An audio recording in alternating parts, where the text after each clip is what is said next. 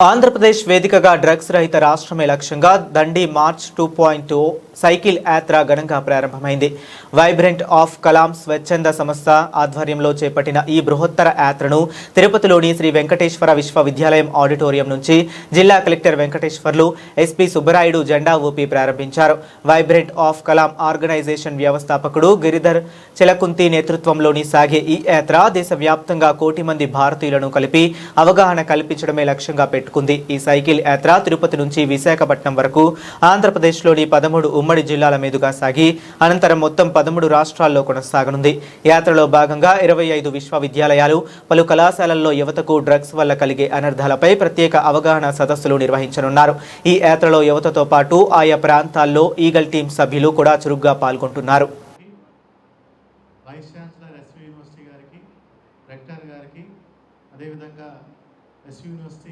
Registrar గారికి, eagle SP Nagesh బాబు గారికి, additional SP చారి గారికి, ఈగల్ అడిషనల్ ఎస్పీ గారికి, అదేవిధంగా ఆన్లైన్లో జాయిన్ అయినటువంటి eagle IG Shri A K Ravikrishna IPS గారికి, మరియు ముఖ్యంగా ఇక్కడికి వచ్చేసినటువంటి పిల్లలందరికీ కూడా నమస్కారం.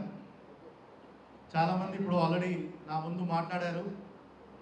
ఎఫెక్ట్ ఆఫ్ డ్రగ్ మెనేజ్ మన సమాజం మీద ఈ మాదక ద్రవ్యాల యొక్క ఎఫెక్ట్ ఎలా ఉంటుంది, ఇదంతా కూడా మనము ఇట్ ఈస్ రియాలిటీ.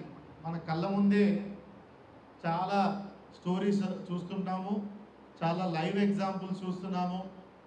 ఎట్లా జీవితాలు, కుటుంబాలు, సమాజం చిన్న భిన్నమవుతుంది ఈ డ్రగ్స్ వల్ల అనేది కూడా మీరు అందరు చూసుంటారు. మీకు కొన్ని ఎగ్జాంపుల్స్ చెప్తాను.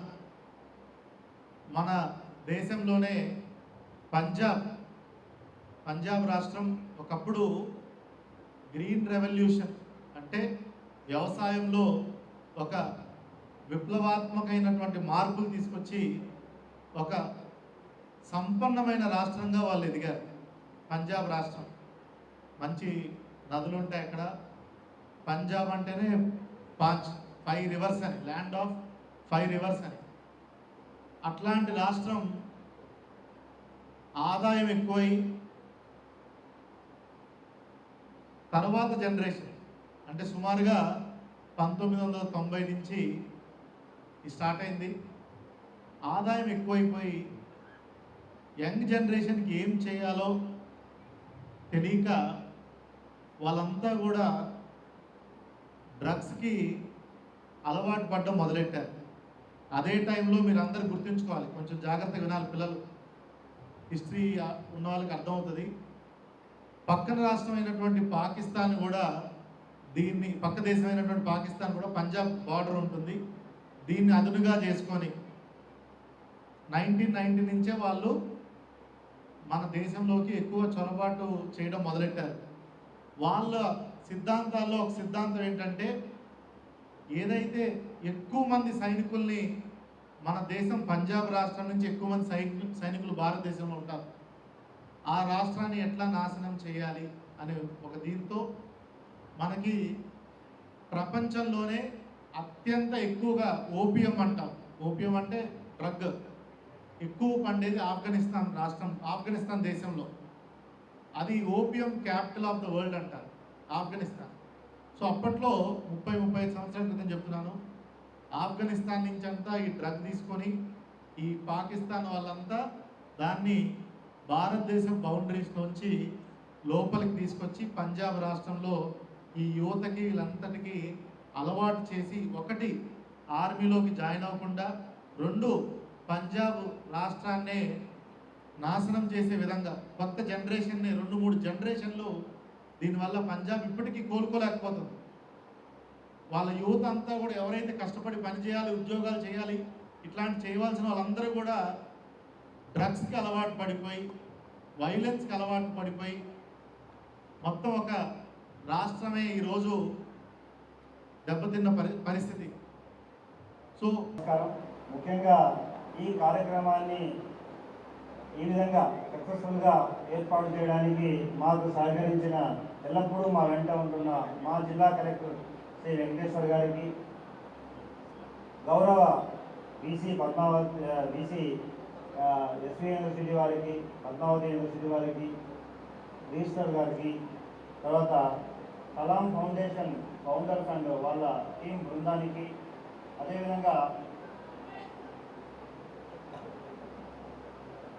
ఈగల్ అనే సంస్థ సపరేట్గా ఒక సంస్థను ఏర్పాటు చేసి ఈరోజు రాష్ట్ర వ్యాప్తంగా అనేక కార్యక్రమాలు ఏర్పాటు చేసి అవగాహన కల్పిస్తున్న ఈగల్ బృందం శ్రీ ఆకే రవికృష్ణ గారికి, ఎస్పీ నగేష్ బాబు గారికి అందరికీ నా హృదయపూర్వక నమస్కారాలు. దాంతోపాటు ఈరోజు దాదాపు 1,14,000 మంది స్టూడెంట్స్ ఈరోజు ఆన్లైన్లో మనతో పాటు ఉన్నారు. వీరందరికీ కూడా నా అభినందనలు. ముఖ్యంగా ఈ కార్యక్రమాల్లో ముఖ్యంగా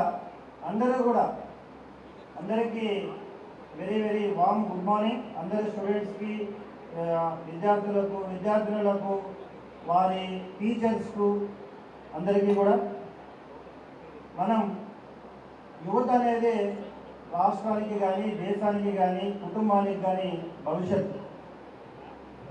ఈరోజు మనం ఎందుకు ఈ కార్యక్రమాన్ని పెట్టుకోవడం జరిగిందంటే, యువత మంచి మార్గంలో ప్రయాణిస్తేనే ఆ కుటుంబం కానీ, ఆ సమాజం కానీ, లేదా ఆ దేశం కానీ సరైన అభివృద్ధి పథంలో ప్రయాణిస్తుంది. ఈనాడు అనేక మంది ఈ డ్రగ్స్కి లేదా గంజాయికి బానిసలవుతున్నారు.